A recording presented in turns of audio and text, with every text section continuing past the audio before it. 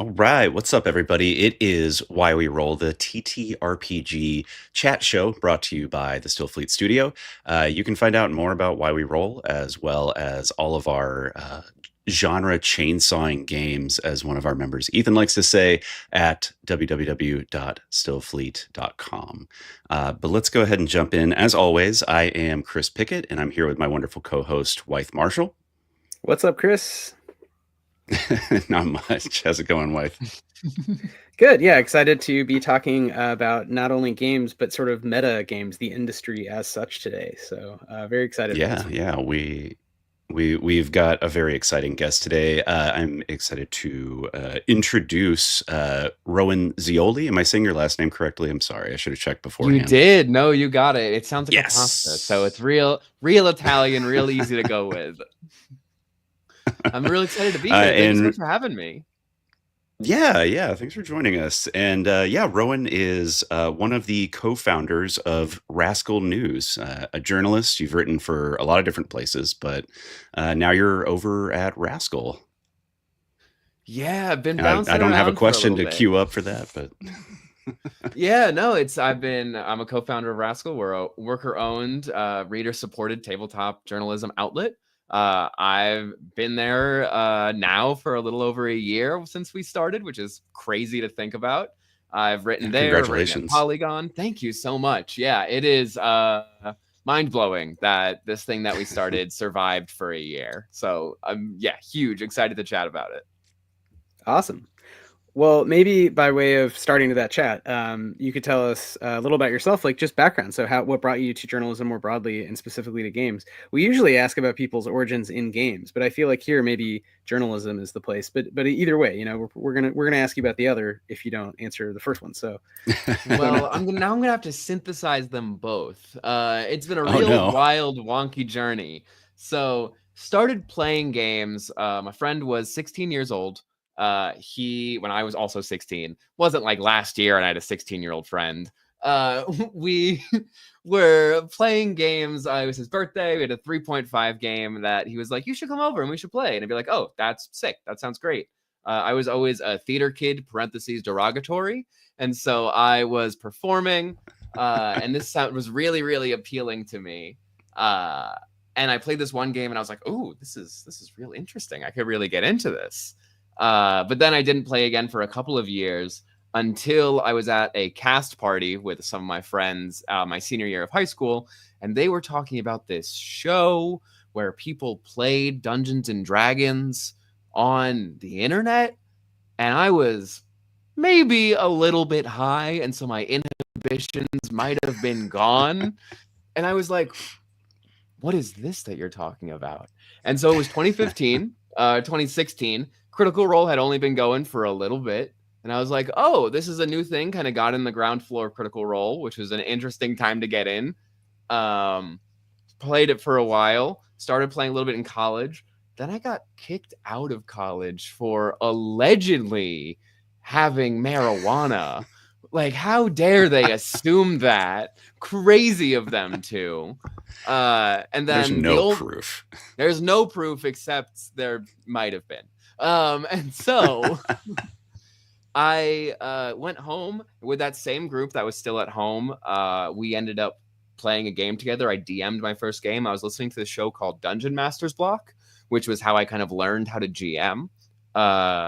They're the show that's still running, actually, which is incredible. They teach people different dungeon mastering techniques. They do creative world building stuff. It's very interesting. So I got into that, was playing it throughout college a little bit. And then just kind of filtered away as like life happened, as it often does. And then in a different timeline, I started doing stand-up comedy. Again, parentheses, derogatory. So I was doing stand-up comedy for a little bit, and then ended up doing comedy journalism at the time because, I needed some work because surprisingly, stand-up comedy doesn't pay the bills. No, I know, crazy. And so I started doing this SEO writing for a comedy site. I started going around interviewing my friends who were like performing at the Edinburgh Fringe Fest. I started tying it all together. I did this article on Weed Show in New York. And then I did an article for Autostraddle about being a trans comedian. I interviewed a bunch of trans comedians, and that was a really powerful piece. And I was like, oh, I actually think I like this whole writing thing more than I like the getting on stage and doing comedy. It's a little more sustainable. It pays better. I feel better about myself when it doesn't do well. Yeah. And Your so, personhood isn't directly tied to your performance. There's at least like one stop before that. exactly. And if one article doesn't do well, at least I'm going to do a bunch of other articles instead of having to get on stage and look people in the eye and go, oh, you hate this. I hate this. You hate this. At least if someone's reading it and they think what I write is bullshit, I don't know about it until they post about it on Blue Sky. Like, it's fine. Sure. You're still having fun either way. Exactly. So you did all the skills to become a GM. You did stand-up comedy, writing things kind of serious, writing other kinds of things, drugs, friends. Exactly. Growing up because friends were like, oh, we're too busy now, and the campaign ends, and you're all 15th level, but you never finished the thing. So you're like, I don't know if we win or we kill God or God kills us or whatever. So you had you checked all the boxes to be an RPG expert, basically. Yeah. Exactly. It ended up going there. Ended up pursuing psychedelic journalism, which was a little bit of a pivot. I was writing about, yeah, it was really cool. It's for this site called Tripsitter. I was writing about psychedelics and gender, was writing about psychedelics and memes, which was funny and interesting. And then I ended up writing this piece about pharmaceutical stimulants and how people were saying that their stimulants weren't working as effectively as they used to. And that was my first taste of like investigative journalism. That was a nightmare. I got paid very little money for it. Ended up, I think, having black vans parked outside of my apartment. Wasn't super fun. Again, only got paid $400 for that article. So it was like, I don't have the institutional support to keep pursuing this story. I'm going to stop. Burnt out a bit. And then I saw a Dimension 20's Dungeons and Drag Queens season. And I was like, oh, this is really cool. And I pitched a piece to Charlie Hall at Polygon about it. He took a chance on me, saw that I'd done some other journalism. This is my first tabletop writing piece. And so I wrote that piece. And I was like, oh, this got a huge response. It went really, really well. I started writing about actual play for this site called The Fandamentals, which is a volunteer-run site that's a fan site. Had a short stint at Tabletop News, which we're not going to talk about. And then Lynn Kodega got laid off from IO9 and went, we should start something ourselves. And I went, I could have a job? That sounds awesome. And here I am today. So That's long fantastic. Roundabout way to say that's how I got into RPGs and journalism. No, that's great. So you also did the leftist circuit of investigating the evils of capital and then also dealing with people's layoffs and like trying to have worker-owned things. So that's great. That brings us to our show, which is, indie RPGs and leftist politics. So bringing it all together. There's a real theater kid to leftist to TTRPG pipeline that I've noticed just doing these interviews, which I think we should organize more around. There's something to that. Maybe we should. I think that might be a great idea, Chris. We could start the union right now on this show. Here it is. Let's go. I like it. So Rowan, go ahead, Chris. You got a follow up? Well, I was just going to ask a little bit more about Rascal. So y'all are, sorry, I'm having a brain fart. You are worker owned and operated. What kind of led y'all to make that decision outside of like, yes, we all need jobs. We all need to do this right now. But is there, kind of I guess specifically, is there a political dimension behind that? Yeah, absolutely. So we all have leftist politics at Rascal. We all have like a kind of vision of what we think journalism should be doing in the world writ large, but also in our industry. And we initially actually weren't going to be fully worker owned. We initially had reached out to some investors to be like, hey, can you give us money so we can do this and also have a living wage? And the person we were talking to was like, sure, but I'm only going to give you just enough so that none of you get a living wage. And we were like, well, Wow. That doesn't seem great. And they were like, also, you can have full editorial coverage, but we will own everything. And we were like, so we're not going to have a living wage, We are going to have editorial coverage, but we're not going to have control over any of the IP. We're like, and who knows what happens? You say now we have editorial coverage, but you're the one paying our paychecks. So like that can change at any moment. And so there was the real realization that like, oh, this is not what we want. If we're going to sacrifice something to get what we want to sell out. We want to like really sell out if we're going to actually give someone else control over what we put out.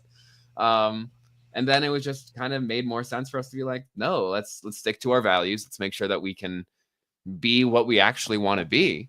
And that's where we set out to be. And so the interesting thing is that initial value that they offered us was $150,000. What we made last year was $120,000. And so like we almost made the same amount of money as we were going to be offered. And next year we're projected to make almost that much. And so even if it takes a little bit longer to get there, there's not too much of a disparity, which is really interesting and has been really heartening to see. Yeah, that's incredible. And I mean, y'all just did a pledge drive, right? That's one of your funding models is to do kind of like community driven work around that. How did that end up going?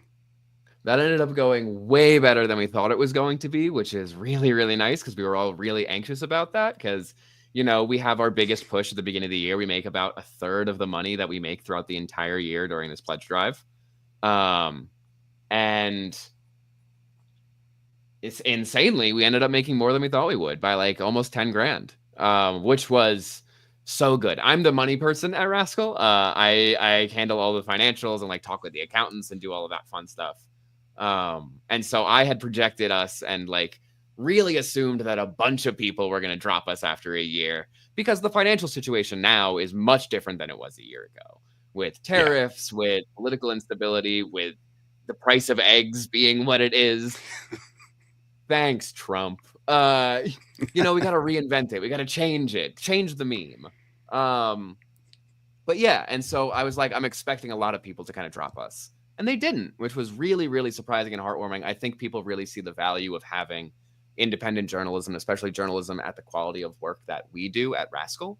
And so that was really, really heartening to see. It went better than we thought it would, but still not enough to let us all pay a living wage to ourselves yet. But we're getting there. We're figuring it out. Yeah, samesies. Yeah, and it's kind of I think it's a question of like if you can figure out how to realign given like the rise of global fascism and just the breakdown of the broadly construed liberal order. You know, the classical liberal and neoliberal orders have both just given way to like some sort of weird AI slop austerity politics run by neo-Nazis that like doesn't really serve it only serves like machines. You know, it's the dead internet theory, but like applied to like the scale of the world economy. And I feel like if you can figure out how to begin doing parallel things or, you know, within that, or nodules, you know, sort of tumors of like independent worker stuff within that, it may not, you know, immediately lead to world revolution, but it might mean like we can pay ourselves, if not full-time, then like part-time more what we're owed and own the things we make and like have fun doing it with people who are rad. Exactly. So no, 100%. It's a vision. Yeah. Like what you said is very much in keeping with something I think, you know, Chris, correct me if I'm wrong, but I think you know, we've both been looking at with RPGs and how do you make money and like how much money do you need and like what do you want out of it? You know, are you trying to like make $1 million Kickstarter to do like, I don't know, Neopets the RPG grimdark experience, or are you like, no, let's like do our thing and just try to pay ourselves like half-time, you know, minimum wage, like that'd be great, you know.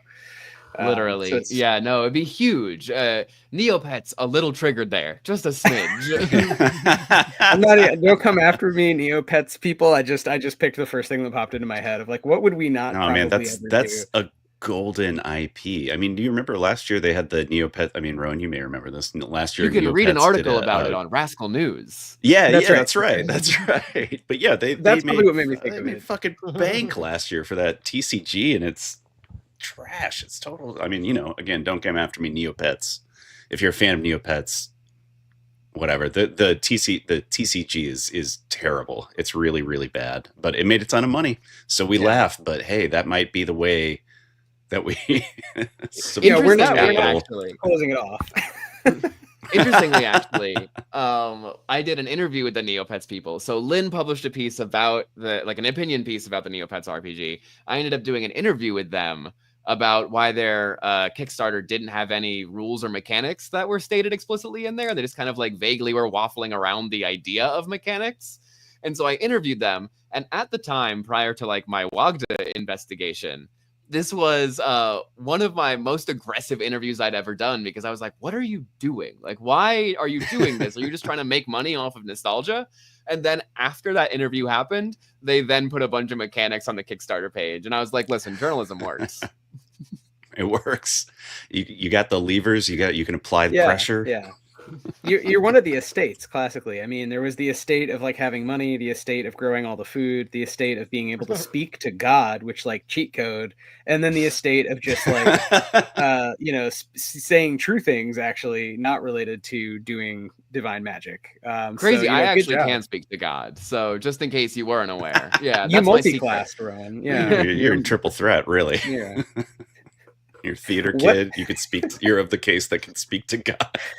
I can hear like an Ollie G like lightning round question, like what level stand-up comic are you compared to what level divine interpreter cleric type are you? What domain spells do you cast? Well, when I gave up doing psychedelic journalism, that kind of went down a little bit, actually. Oh, I see. Yeah, the portal closed a bit. Yeah. It's okay. Azathoth is always there waiting.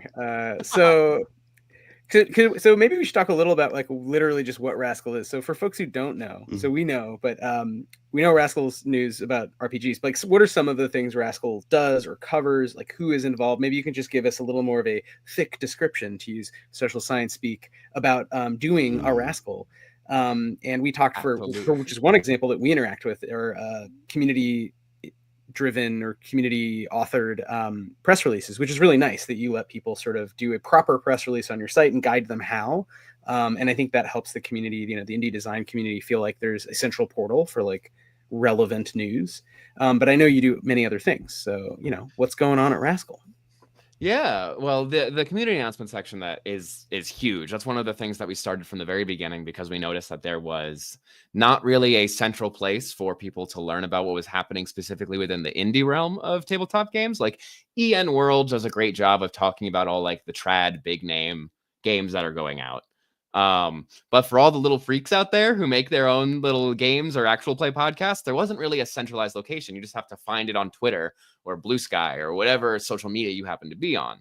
And so our community announcement section are free to read, free to use. Like some of our other articles, you have to have a paid subscription or have a free membership to read them. You don't even need that for the announcement section, and you can submit them to Rascal completely for free. If you want to do that and you're listening to this podcast, you can do that. You can email us at press@rascal.news, and we'll set you up with an account to post those press releases. But Gita Jackson of Aftermath described our section as kind of reinventing the classifieds a little bit from like old school alt magazines or old school newspapers, where people would post like, hey, I have a fridge for sale. Does anyone want to buy it? Or, hey, this event is happening. Does anyone want to go to it? But where a lot of old traditional magazines would use that as a revenue model to support their editorial, we haven't done that yet. Who's to say in the future, if things get really dire, that we might need to start charging a little bit for that? We really hope it never comes to that. But for the foreseeable future, it is completely free to read and post that section. So use that while you can. But the Rascal as it is today, Rascal News, was founded by me, Lynn Kodega, and Chase Carter. Those two are powerhouses in the tabletop journalism world. Lynn Kodega from IO9, you might know them from breaking the OGL story or the Pinkerton story, where the Pinkerton that Hasbro sent the Pinkertons after someone who had Magic the Gathering card they weren't supposed to have, or when the OGL story, the open gaming license, real. Very real, crazy stuff happening. We quote unquote write about games. That's a thing that I say quite frequently. But so it started with us. Chase Carter from Dicebreaker, RIP Dicebreaker, was an incredible source of indie journalism there and was writing about games happening there, and is truly just a powerhouse, an incredible writer, an incredible person. So I'm so glad that he's on the team. We started with the three of us. We have now expanded our core team to have Thomas Manuel from the Yes Indeed podcast, who is just this brilliant critical mind about games, writes some really beautiful pieces about like gaming culture across the globe, and does some like historical pieces about games that are really fascinating. And then we have Kaylin Ellis, who is our wargaming correspondent. She's incredible as well. And she broke a story about the Vallejo Workers Union at the Vallejo Paints factory out in Catalonia was striking because of some issues at their factory. And because of the coverage that we got to do there, then it went over to Polygon, because I also happened to be working at Polygon at the time, and I got to see the coverage that they were doing, and I was like, oh, we should talk about it over here as well. Wrote about it, and then managed to get, like, the workers managed to get what they wanted negotiated, because again, journalism works. Hell yeah. Yeah, and so what Rascal does is we bring a investigative journalism approach, as well as a like critical approach to games and actual play that other outlets don't necessarily have the time or capacity to do, which I really, really enjoy, because I think actual play and tabletop games are both an art that deserves critical like discussion and dissection, as well as a business that really goes unaddressed because it's so small. Because like there are tech reporters, there are politics reporters, there are people working on these big industries that make, you know, billions or trillions of dollars, and games aren't far behind that anymore, but they kind of get dismissed because they are like a hobbyist space, quote unquote. And so people get away with really, really bad abuses of power and exploitation, because this is a shock for me to see 3 normal Americans. I need to stop watching Fox News. I love having this comment section. It is great.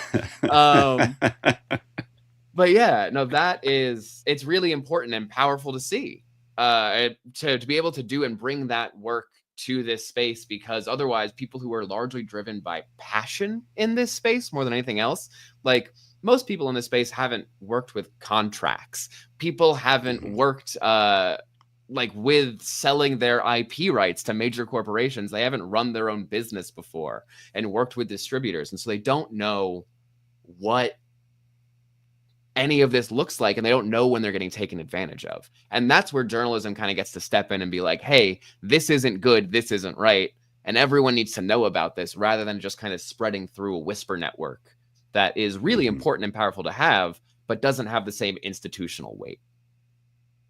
Yeah, for sure. I think that's especially true as we start to see more and more, or you know, as more and more labor abuses within the gaming space come to light. I mean, you look at what's going on with like TCGplayer.com. They're doing union busting. There's just so, and like everything that Hasbro does is just like sickening to me at this point. Yeah, but yeah, if you want really to read a piece about Hasbro, we had a contributor write about how Hasbro used Irish workshop labor in the 90s. Like, yeah, they do some rough stuff. Yeah, it's great, but it is really easy. Yeah, sorry.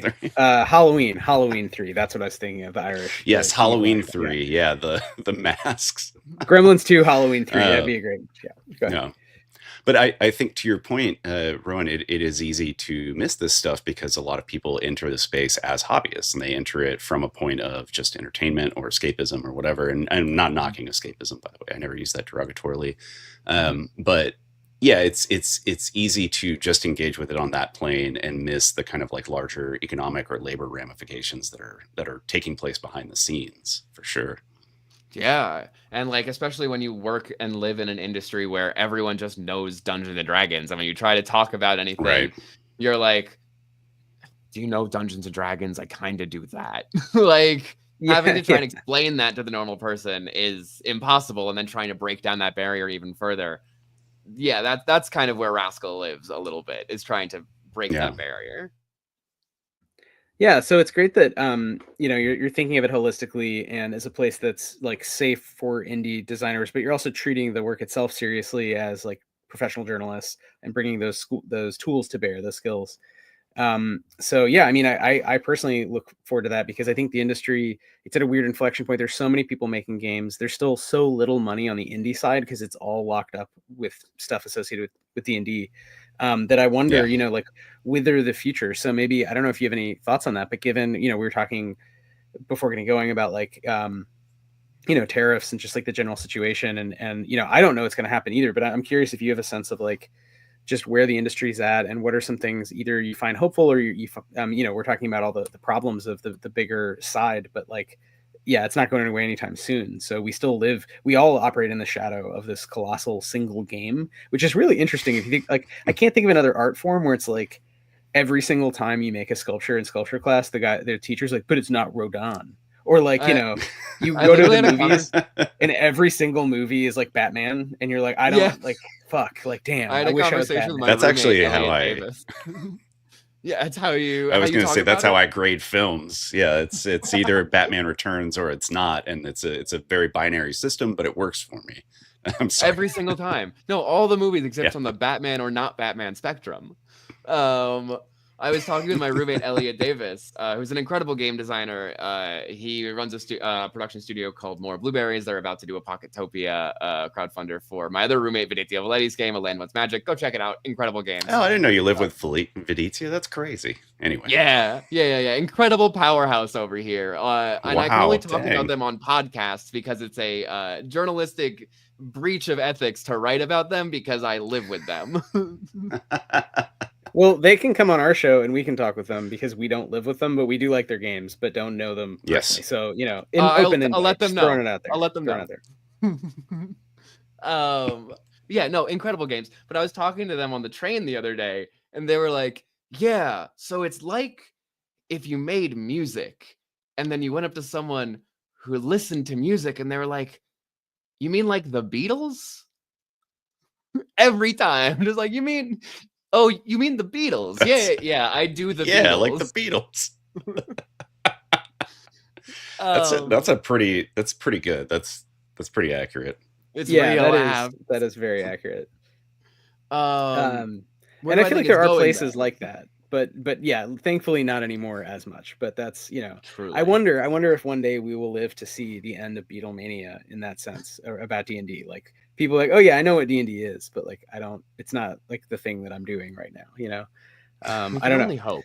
We can only hope. We can only hope. But yeah, to go back to your question about what do we think the future is going to look like? Chase actually did a reported piece. He was at Gamma recently, which is this big game manufacturer, like business side convention that happens every year. And he spoke to a bunch of people, a bunch of producers, game designers, and like big game companies. I say big. He talked to like Paizo. He talked to like mid-tier publishers. Yeah. They're not Hasbro, but they're pretty big.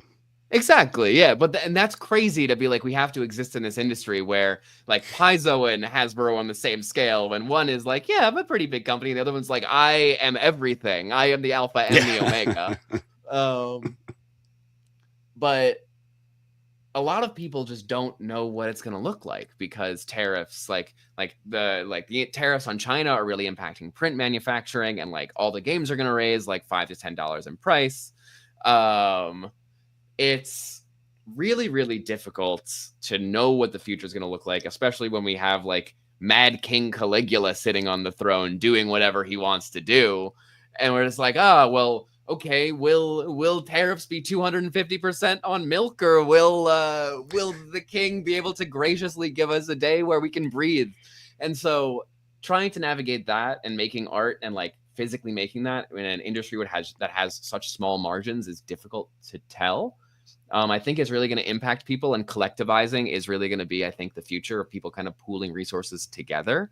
I do think, unfortunately, the art of the people who survive this time is going to be incredible. I think that's really exciting to think about in the future, and that's kind of the hope that I am gripping onto right now. But I don't really know what the industry in the future is going to look like, and it's a difficult thought. But I think that's why games are even more important right now than kind of ever, because I wrote a piece about how Hurricane Helene impacted TTRPG designers and people like professionals in the industry. And while there was a lot of discussion, because yeah, again, quote unquote, I write about games, but I was talking about how climate change impacted them and how they had to like become climate refugees for a little bit and had to move to friends and had to be in hotels and had to do all these different things. But like throughout all of it, they were playing and making games to kind of keep their morale up, and they were able to like keep that sense of community going because they were playing games together. And like, I think that is the real power. Like you were mentioning escapism before, and not saying escapism derogatorily. Ursula K. Le Guin has this really great phrase about like, why do people say escapist as though it's a bad thing? Why don't they ever consider why we need to escape? Like a prisoner who is stuck should always be trying to escape, because that is their like obligation and duty, is to escape the circumstances that they are currently in. And I very much live by that, about the idea of what does escapism provide us. Yeah. I mean, I think piggybacking off of that, it also gives you a space to imagine a better future and a better way of being at the same time. So I mean, keeping that throughout hard times as we move towards, I don't know, Telian corpo city states or whatever is going to happen in the future. Like, freedom cities. Yeah, freedom cities, whatever. But yeah, being able to still have that kind of like continuity of community. And I think to your point, collectivizing is definitely the way to go. Yeah, and I think it's interesting. There's a kind of function that imagination-based games specifically, I guess you could also say physical games, just games that require different kinds of spatiality with your friends, and they aren't video games, they're not solo. Not to knock solo games, blah, blah, blah, but games that require other people in physical space of some kind, even if it's mediated by Discord with imagination games, or like a card app for TCGs or whatever, but you're still kind of real time doing stuff with people. I know video games can supply that, but again, it feels a little different. TCGs are kind of a ecotone there. That middle ground, very video gamey, but whatever. Broadly, I think it does sort of bear well in some ways, and I think it speaks to a change happening in capitalism and the cultures of late capitalism, that like that stuff is growing even as video games are quote unquote better, or movies or TV are sicker, and there's more streaming services, but it's like there's a lack of originality there, and a lot of that stuff, I think people are kind of tired of the one way, the sort of cinematic mode, and are looking for those forms of engagement that are actually kind of go all the way back to the human origins, people putting hands together in carmine, dust on the walls of caves. But like, I think I was just listening to an episode of my favorite political podcast had on Todd McGowan, who has a new book, Pure Excess: Capitalism and Commodity.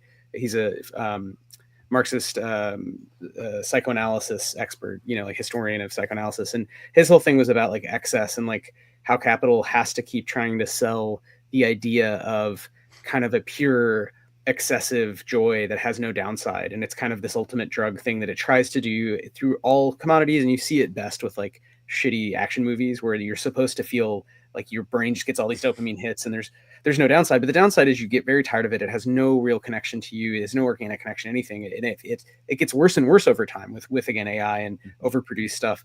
But I think there's something with RPGs and especially good indies that like militates against that. Games where you're participating in making the rules or changing the world, or like Chris said, opening up possibilities that are liberatory, recuperative, and also just like being a different kind of person, maybe going through the catharsis of death and rebirth, but like with friends. And there's something like really powerful there. And I think that collectively people are maybe just becoming aware of our own power, not just as workers, which we should all be sort of aware of, like, hey, maybe we don't have to live in a corporate dystopia where we're totally atomized subjects, but also like specifically as people who, like really have the power to tell stories that are meaningful and create stories in community with others. And that's a little different, not to knock again, people doing like cool paintings or whatever, but there's something different about designing games that are made to be played in a physical realm with your friends, and you can talk about deep shit. Like that's actually really kind of a weirdly narrow remit that I think has been laying in the cut, like not being that dominant, but now is going to feel more and more timely, I think, as shit hits the fan. That's my like hopeful prediction. I don't know if that'll be true, but I'm like, man, that could happen, right? It could. Yeah, I think I just did an interview. I wrote a piece and I co-wrote it with Thomas Manuel about Black History Month and how Black designers specifically and Black actual players are navigating this moment that is especially difficult. But especially in this time, I think looking towards like Black thinkers, because they've had to exist under American fascism for much longer than the rest of us have, because it's specifically been an anti-Black fascist world that we have lived in.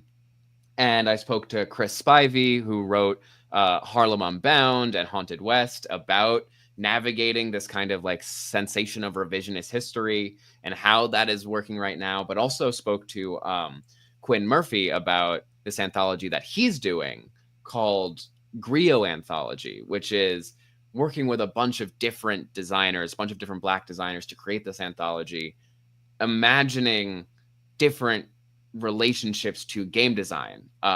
And his game specifically in that is called Black Future, and it's reimagining sci-fi through the lens of Black futurism and like navigating this kind of imaginative, hopeful future, even within the context of this horrible moment of resegregation in America and kind of this new era of Jim Crow that we're entering. And I think that type of work and that type of liberatory work and that type of radical imagination is really, really powerful. And I think exactly what you were speaking to, that's what games can do so well. Yeah, and they invite you in a different way. There's we're going to see an artist named American Artist. They're doing a new exhibit based on the archives of Octavia Butler at Pioneer Works in Brooklyn. Oh, hell yeah. It just had me thinking about like the power, taking the archive and how do you like transport people into different futures through different means. So like reading the novels is one way. Going to a show where they're spatialized and there's different components and there's kind of meta text. So it's like things from the Parable book specifically, but also broadly Butler's corpus, all these great novels about the future and the future of race and class in the United States, and specifically Blackness and its relation to power, and the discovery of young people about their identity and like the magic of science and the magic of magic and all these things. But also like, it made me think again about games and like the power of like, okay, yeah, but you could also like, people can have some of those experiences through, imagining worlds, not just looking at or participating in art, but like playing as characters, taking on these roles as avatars. And we've had some great actually talks on the show about that, like with Mark Diaz Truman about like, having that always stuck with me because I really liked his book Cartel. But it's like he was like, oh, I think it's a flop because white people don't want to imagine themselves as Mexican, either because they're a little racist or because they're so anti-racist they don't want to take. I'm paraphrasing here, but so he can correct me. But it was something to the degree of like most people don't want to come off as racist, so they don't want to be Mexican the wrong way. So therefore, they're not like they don't really want to inhabit the avatar. So it's interesting how that we've talked a lot about that sense about like fantasy and like, okay, maybe you make it fantastic or historical, so you invite people to be other in a way that feel but I think there's so much to story-based games that allows you to really get to some deep places and still have fun doing it, which is maybe that's falling in that same trap of excess without without downside, but it just feels so different than like imagining like even other kinds of art I really like. I just am less as a maker. I like want to make the game version, you know what I mean, as opposed to like the one way experience my words, read my tome.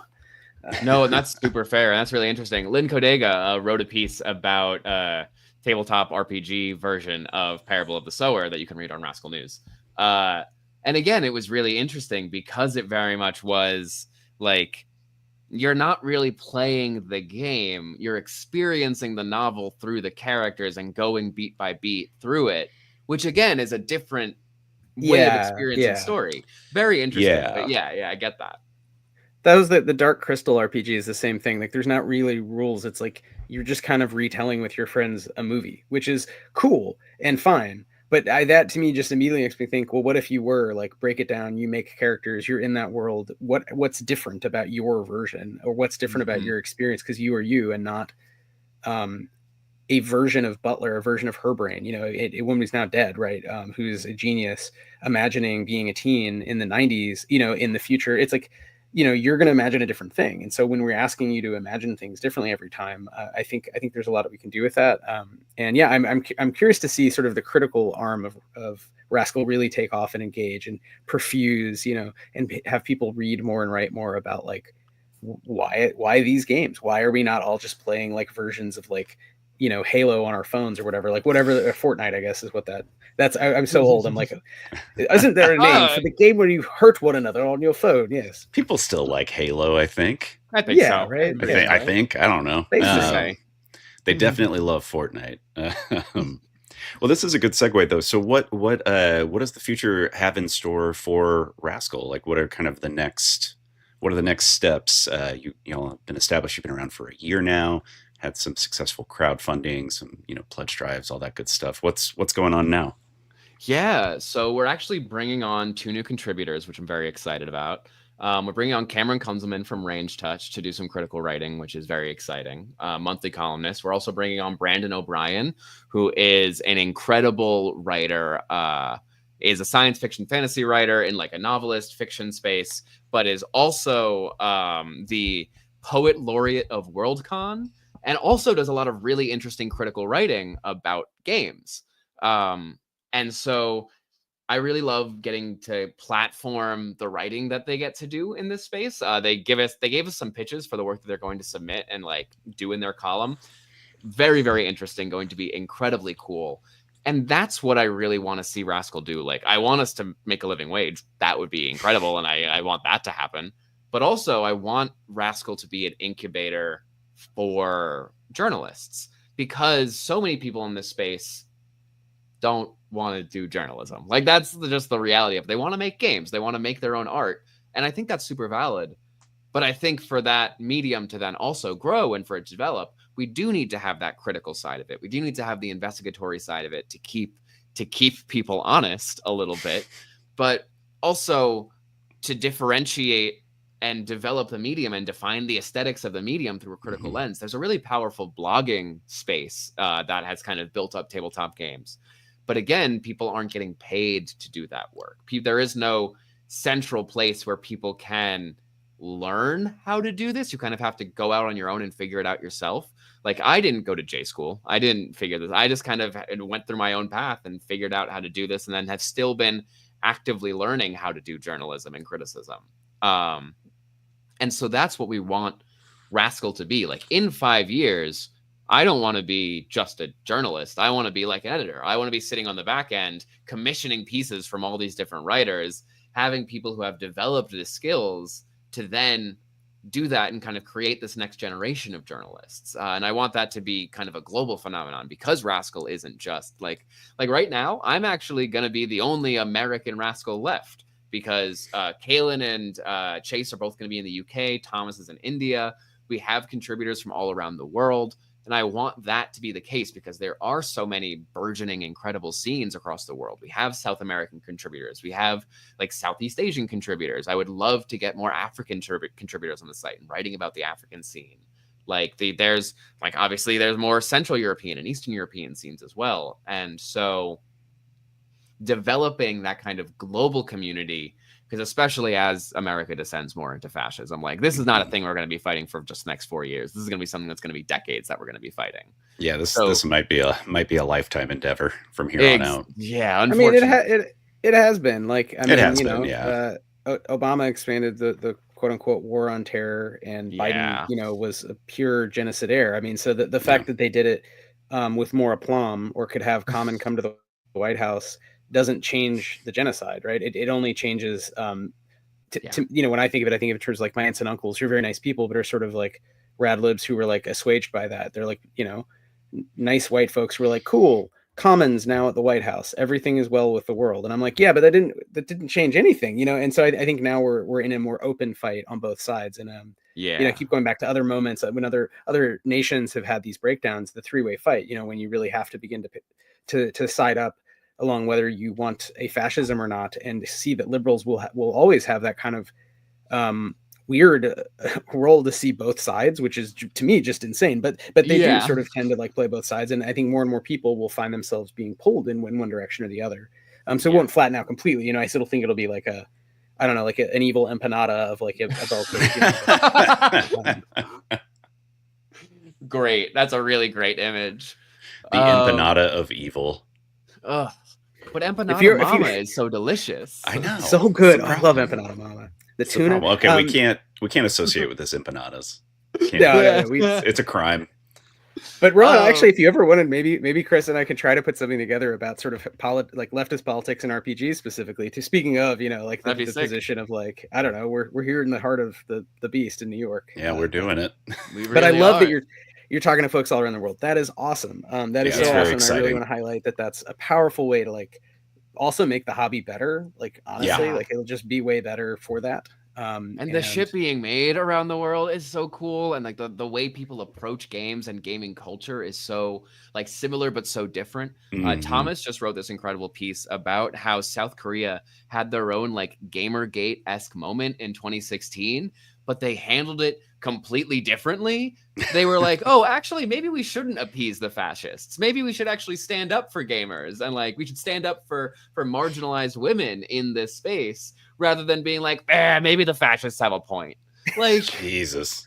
Yeah, no, that was a great piece. I read that. That gave me a lot of hope to just read. Yeah, like I'd never heard of this. So it's again, it's great journalism because it's you know, it's nothing to me very long or hard to engage with, but it's deep and that it's well written and well thought out, and you know, I assume well sourced and all that. And it just is like interesting to see the whole world of games beyond like it was funny. I was talking to someone else in New York about this. Like it is an industry that, while growing, is just so small that it feels like you hang on to like each little affordance. Like you meet someone who does a thing and you're like, cool, they must know, like they must have the secret to like how the physical game world works. And then you quickly realize they're making shit up, right? And they're like doing it to the, you know, so it's sort of this chain of like bigger fish, all of whom are very small, you know, and just a huge no one ocean. has any idea what's happening. No. Someone somewhere, like I almost imagine like Richard Garfield in a huge glowing green mask is just like, you know, someone knows like how to sell games, but like everyone else is just like trying to find that Oz tower, you know. It's just one dragon who's like, what if we put AI in it? That's how we'll sell it. It's, I mean, we laugh, with too many fingers, a dragon with too many fingers. So, oh man, I don't know. I have one other substantive question, Rowan, and Chris, you may have many more. But one that builds off what you just said, which is, what are some highlights? Anything you also want to shout out? So you already have shouted out several things and contributors. But are there anything you've worked on personally recently that you want to sort of shout out? Any games that just seem cool? Either you played them or you read about them or interviewed someone. You know, who should we have on our show? You know.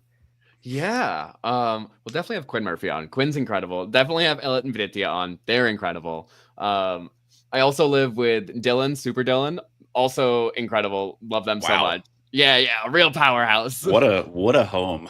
It's beautiful. It's an incredible home. It's just a joy to live here. It makes me so happy. But something I'm really proud of having worked on, I wrote it last October. Was the investigation into world of game design. That's maybe the thing I'm proudest of having written. Truly just wonderful. Horrible stuff that I was writing about, but really an evidence that it was like, oh, what we do matters, because I spoke to like 20 people. I wrote this like 30-page article deep diving into how this company was exploiting people and like what was going on, and just being like, oh, the work that we do matters, because now that company is real fucked, because people won't work with them because they know that it's not safe to work with them anymore. And that's really heartening to see happen.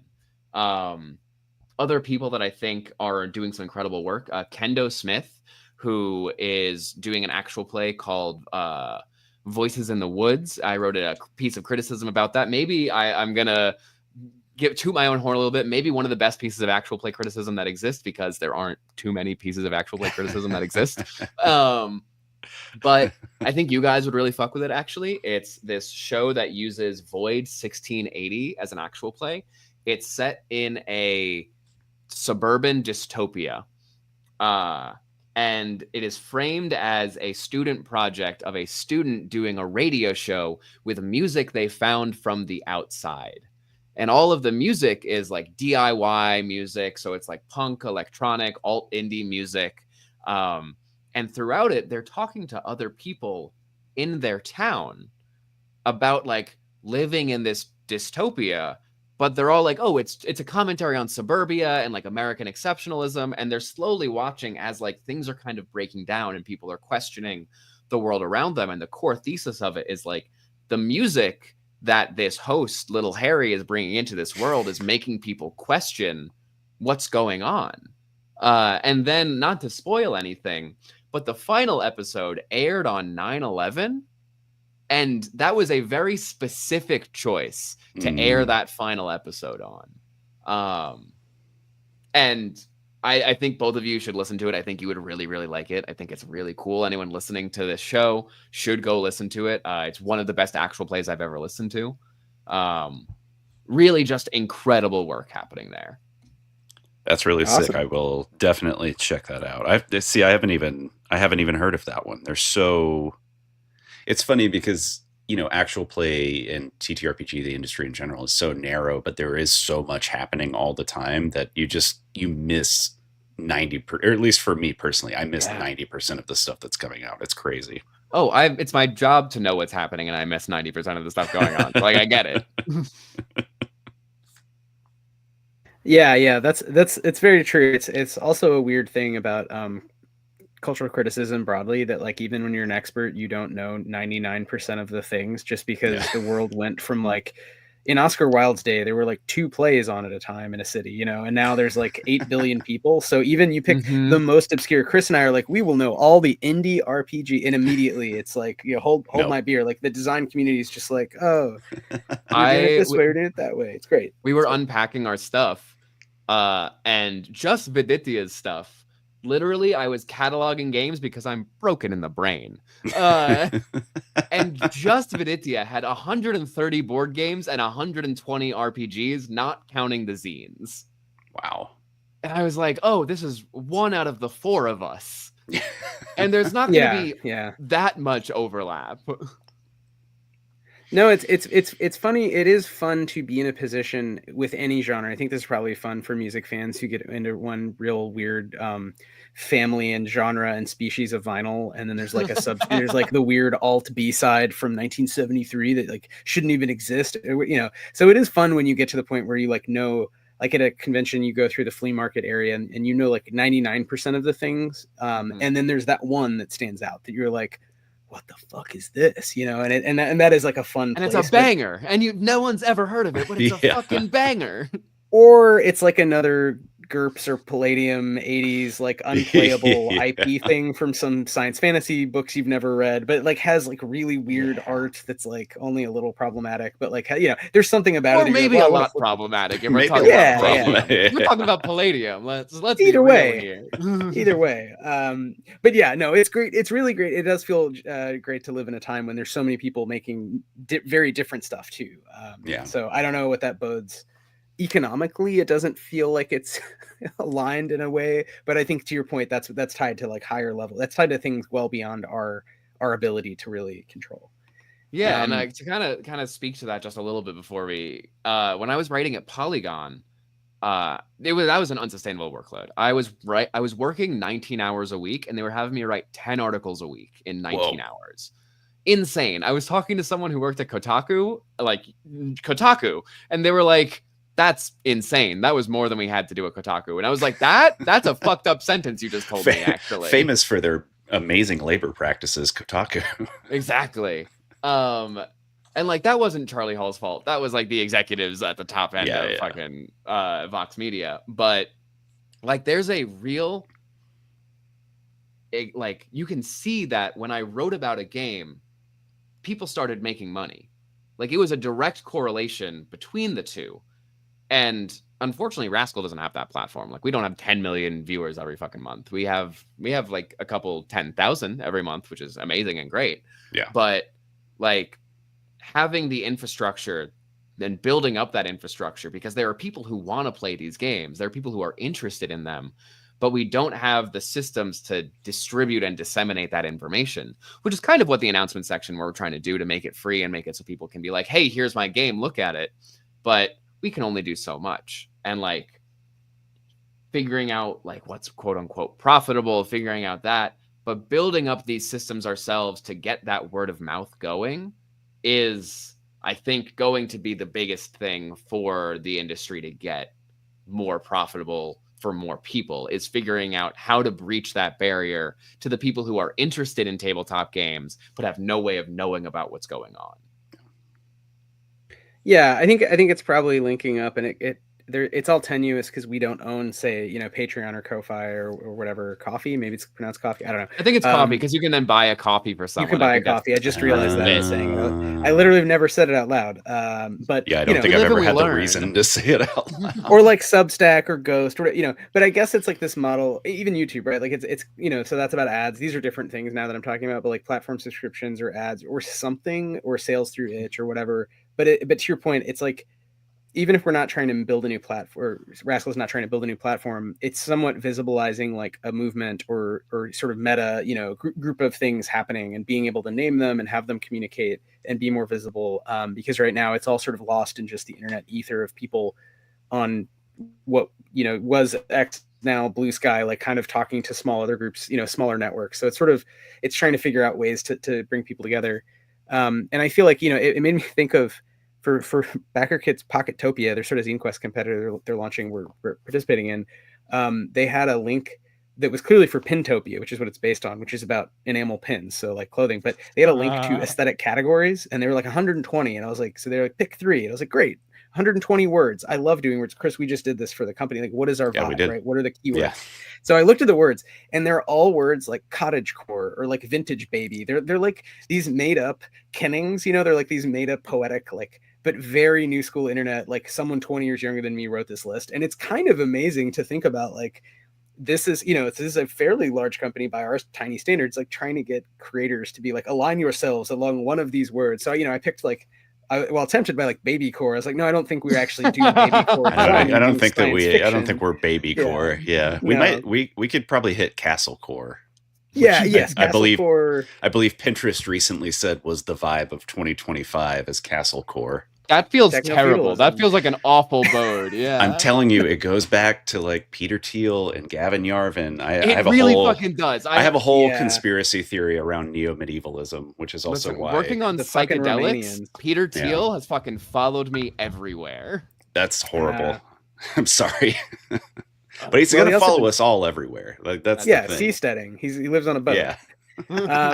He gave up seasteading. It's all about neo-feudal city states now. That's the vibe we're going for. Yeah. I hope at least they can turn into a giant train or a giant boat. Like, if you just think big, if Peter Thiel, if you're listening, if you, famous arch conservative bad guy, are listening to our show about leftist RPGs for some reason, please make your giant cities also transform.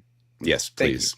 I mean, Peter Thiel, famously an early Dungeons and Dragons player as well, so he could be listening. Who knows? If you are P. Tizzy, I don't like you. I don't know. P. Tizzy. P. Tizzy. Yeah, no, Peter Thiel funded a lot of right-wing psychedelic movements, and that's why, That could be one of those categories, right-wing psychedelic core. That's the thing, right-wing psychedelic movements. I think of psychedelia being part of, broadly construed, the new left in America, the kind of like age of Aquarius. But I'm sure look up Symposia. They're incredible. The work they do is amazing. I know some of the folks who work over there. Awesome. They were recently attacked in a hit piece for stopping Peter Thiel funded groups from getting MDMA approved and pushed forward into medical tests because there were a lot of ethical problems in the testing that was being done there. Incredible work. Go look at awful shit that was happening over the New York Times, as always. Symposia with a P. I take it. Yes. Chris, real questions. Real questions for Rowan. No. I guess other than my traditional final question, Rowan, where can folks find you? How can we support you? How can we support Rascal? And is there anything that you would like to shout out before we bust out of here for the night? Yeah, you can find me and my cohort of ankle biters at rascal.news. You can find us on Blue Sky at rascal_news. Please subscribe to independent journalism, whether it's Rascal, whether it's other groups like Aftermath, Defector. If you live in New York City, Hellgate. If you live in DC, 51st State. Just a bunch of people. Hey, like truly people doing incredible work all across the country, all across the world. Truly, independent journalism is the future. It's the only way that we're actually going to be able to hold people accountable as these institutions continue to crumble, as people like Peter Thiel and Elon Musk fucking destroy the institutions that once exist by gutting them and replacing us all with AI. So please support us and do that work. Yeah, I know. Big tear, big flag. I'm laughing. You can hear me laughing on the audio, but it's like a cry laugh. I just want that to be completely clear to our listeners at home. Yeah. It's like we're tied up in a basement, but the basement is techno-feudal America. But we're playing D&D in the basement, guys. It's gonna be okay. Well, we're Desaad writing and shit on the walls, right? We're yelling while we're tied up. Like, what choose a number between 1 and 20. What am I thinking of in my head? How many goblins appear before you? One other really cool group I'd love to shout out before we stop, but Bowl Press does some really cool work. They write games specifically to be played by incarcerated gamers. They design it so that way, like, it's soft cover. It doesn't have any explicit like mentions of violence in it, like specific things like that. They're really cool games. They're mystery games. They're written with incarcerated writers in mind. You can get them to donate directly to incarcerated people if you know any who would want to play in behind bars. You can also buy them and support the work that they do. Truly some cool work happening. Yeah, that's the last people I want to shout out. No, that's great. What is the name of that group again? Bowl Press. Because is it spelled B-O-W-L? Oh, B-U-L-L. B-U-L. Sorry. Okay, got it. Not bowl. I just want to make sure I can like find them. Sorry, my New York accent really conflated the two. That's fine. We can't all have a timeless mid-Atlantic. Yeah, see? Bowl Press. What is happening? Listen, it's 8 p.m. We're just going crazy. Well, it's daylight saving, so it's really, I don't know. I set up this bed that's right behind me at 6:30 a.m. the other day because my brain got fucked up from daylight savings time. I have no idea what's happening. Excellent. Well, on that note, Rowan, please, is there anything else you want to shout out? Is there anything you wanted to talk about, beyond how great Rascal is in some of these other amazing organizations? Now I want to have Bowl Press on the show, because that's really cool. Like trying to create games. Don't do interviews explicitly. There you go. Yeah. Well, really cool. They want their work to speak for them. That's cool. Yeah, read Rascal News, read our announcement section, submit your announcements to our announcement section. We want to be a space where people can promote their work and to get people to know what the fuck's going on. If you have a crowdfunding game, if you have an actual play production, if you have a game that you've already made that you want more people to know about, if you're making an adventure, if you're hosting an event, if you're hiring for people to come work for you at your tabletop business, whatever it happens to be, submit a press release to us, and we will publish it on the site as long as it doesn't have anything too fucked up in it. Love it. That's fair. Great. Well, thank you so much, Rowan Zioli. You're the best pasta name that we've had on the show. Definitely. No, really. Thanks for all the work you're doing, and we will. We'd love to have you back on whenever, if something's happening at Rascal. Please think of Why We Roll, and we're not journalists per se. We're para-academic game designers and artists. I don't know, but we're sort of in the same world of like want to elevate good journalism that is leftist and about imagination and the future. So thank you. Thank you. All right, and I'm gonna. You're gonna hit in. Well, thanks everybody for listening. Again, this has been Why We Roll. You can check us out at www.stillfleet.com, and if you like Why We Roll, if you would like to support us as well, you can always go to patreon.com/Stillfleet. You can sign up for Patreon, help us out. Whatever. You don't have to, but we really should support the people that make shit that you like. Yeah. Yeah. Listen to Rowan. All right. Anyway, thanks so much, everybody, and we'll talk to you soon. All right. Bye-bye.